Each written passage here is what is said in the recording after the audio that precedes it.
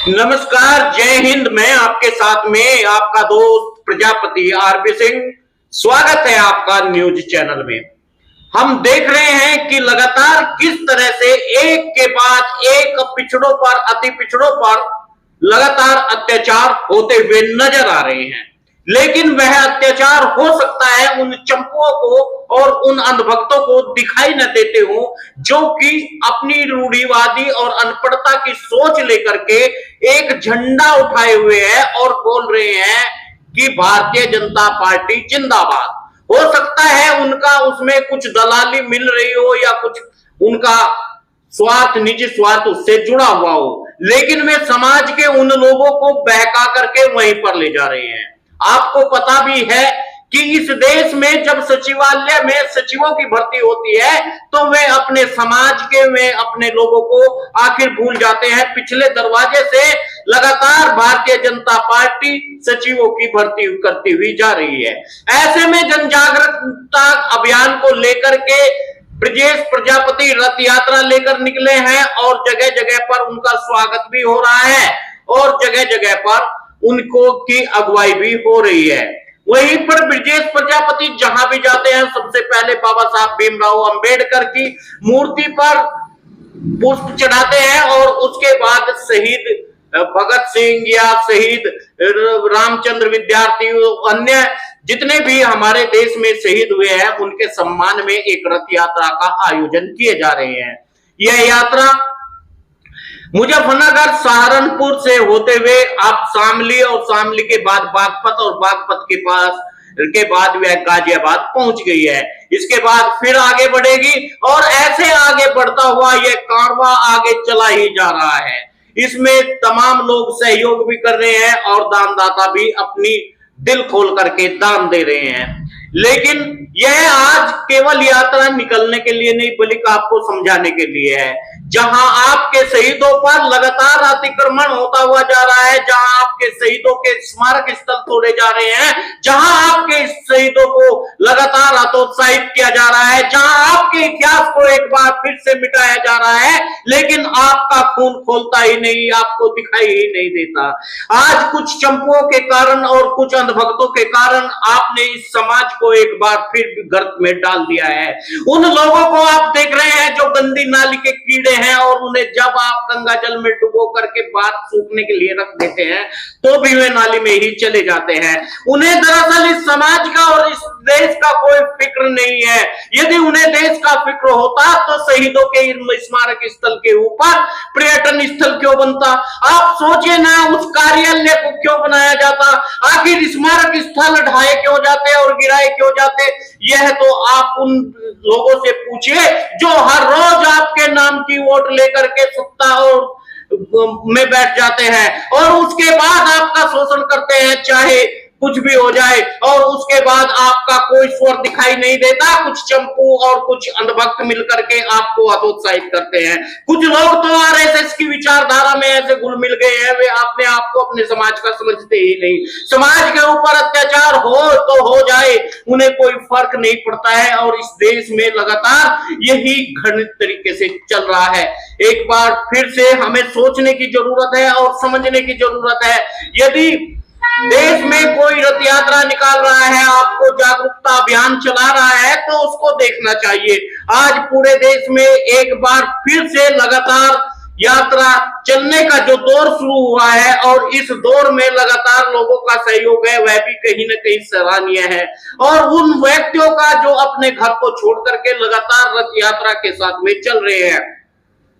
कुछ भी हो सकता है और कुछ भी कहा जा सकता है, लेकिन यह सच है कि कुछ ही क्रांतिकारी होते हैं जो समाज की आवाज बनकर के आगे बढ़ते हुए जाते हैं। कहने को तो आप कुछ भी बता दें और कुछ भी कर दें, क्योंकि आपकी सोच है, आपकी विवेक है, क्योंकि आपका विवेक, आपकी सोच उन विज्ञापनों पर चलती है जो विज्ञापन लगातार दिखाए जाते हैं। लेकिन क्या आपने कभी सोचा कि जिस देश में मैं रहता हूं उसमें मेरी हिस्सेदारी कितनी है? यदि मैं यहाँ पर इस देश में क्रांतिकारी पैदा करके अपने बच्चों की, अपने बेटों की आहुति दे सकता हूं तो मुझे भी सचिवालय में होना चाहिए। क्या आपने कभी सोचा कि मुझे भी इस देश में उद्योगपति बनना है? क्या आपने कभी सोचा कि इस देश का हक और हिस्सा मुझे भी कुछ ना कुछ मिलना चाहिए, ताकि मैं आने वाले दिनों में अपने समाज को आगे बढ़ा सकूं। शायद नहीं। ऐसे ही ओबीसी वर्ग गरीब नहीं रह जाता, उनकी सोच गरीब होती है। ऐसे ही कोई पिछड़ा नहीं होता, उसकी सोच पिछड़ी होती है। और वह पिछड़ी सोच इतनी पिछड़ी होती है कि वह लगातार भीड़ के पीछे चलता रहता है, भीड़ से निकलने की कोशिश ही नहीं करता। उसे पता ही नहीं, कुछ लोग हैं जो सत्ता के लालच में आपको हिंदुत्व का एजेंडा पढ़ा रहे हैं।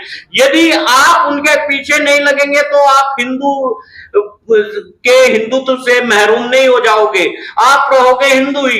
लेकिन आपने अपनी सोच, अपनी बुद्धि को इस तरह से बना दिया है।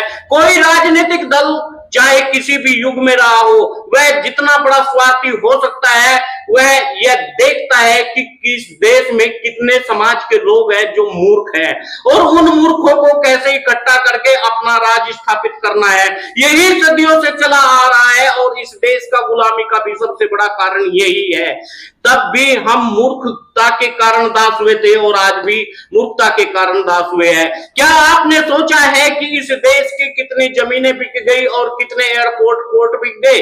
शायद नहीं। लेकिन आप इतना तो सोच लीजिए, आपके घर में हमला होता हुआ जा रहा है, आपके शहीदों के स्मारक को तोड़ते हुए जा रहे हैं, उन पर तो आप कुछ कीजिए। लेकिन आपको कुछ करना ही नहीं है। लेकिन इतना तो करिए, जो कर रहे हैं उनका सहयोग करिए और उनके साथ चलिए।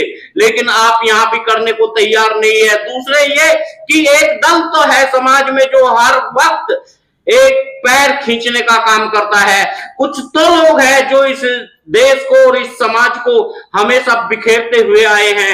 ऐसे लोग न आज कम थे न कल कम थे। कुरुक्षेत्र के उस युद्ध में भी वे थे और आज भी यहीं पर है।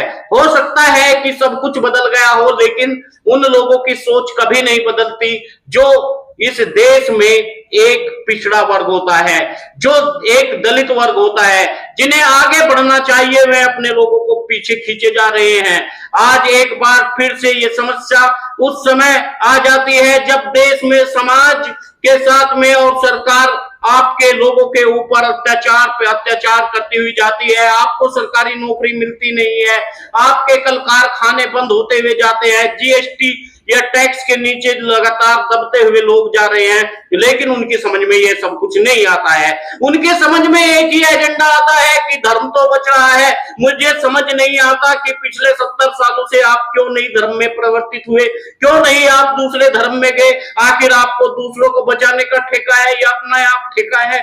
यह बात मेरी समझ में आज भी नहीं आई। लेकिन मेरी बात समझ में इतना आता है कि यदि समाज का कोई व्यक्ति रथ यात्रा को लेकर निकलता है और वो कहता है कि यह शहीद संकल्प यात्रा है, तो हमें उसके साथ में चलना ही चाहिए। और ब्रजेश प्रजापति आप बागपत से निकल करके जिस तरह से वे गाजियाबाद गए और गाजियाबाद से आगे बढ़ेंगे, इस तरह से देवरिया जिले में एक बार फिर इस यात्रा का समापन होगा और वहीं पर एक बार फिर से लोगों को इकट्ठा होना पड़ेगा। अब देखना यह है कि होता क्या है, लेकिन फिलहाल मैं इतना बता देता हूं कि यह एक क्रांति की ज्वाला है जो लगातार धधकती हुई जा रही है, और इस ज्वाला को आप लोगों को किस तरह से शांत करना है या फिर इसे और धधकाना है, यह तो आपके उसमें है। लेकिन जरूरी यह भी है कि इस देश में यदि आप चाहते हैं कि राजनीतिक स्तर आपका बढ़े, आप चाहते हैं आपके आईएएस हो, पीसीएस हो, आपके अधिकारी हो, आपको भी पद्मश्री पुरस्कार मिले, आपको भी तमाम ये पुरस्कार मिले, तो सत्ता आपको अपनी निर्धारित करनी पड़ेगी। और आपको एक ऐसे जन आंदोलन से सरकार को दिखाना पड़ेगा कि देखिए इस देश में लाखों करोड़ों लोग हैं जो जिंदा है और वे आपसे अपना हक और हिस्सा मांग रहे हैं। जब तक आप अपना हक और हिस्सा मांगोगे नहीं, तब तक आपको कुछ मिलने वाला नहीं है। ऐसे ही यूं ही इस देश में लगातार क्रांति नहीं होती हुई आई है। जब जब इस देश के लोगों को दबाने की कोशिश की गई है, तब तब इस देश में क्रांति छाई है। एक बार फिर से इस क्रांतिवीर को मैं सैल्यूट करता हूं जो रथ यात्रा को लेकर के आगे बढ़ता हुआ जा रहा है। जैसे जैसे वह आगे बढ़ता जाता है, वैसे वैसे लोगों का कारवां जुड़ता जाता है। आज आपको भी जरूरत है, इस कारवां से जुड़िए। नमस्कार, जय हिंद। आपसे निवेदन है, यदि आप भी चाहते हैं कि यह कारवां आगे बढ़े तो वीडियो को शेयर कर दीजिए और न्यूज चैनल को सब्सक्राइब कर लीजिए।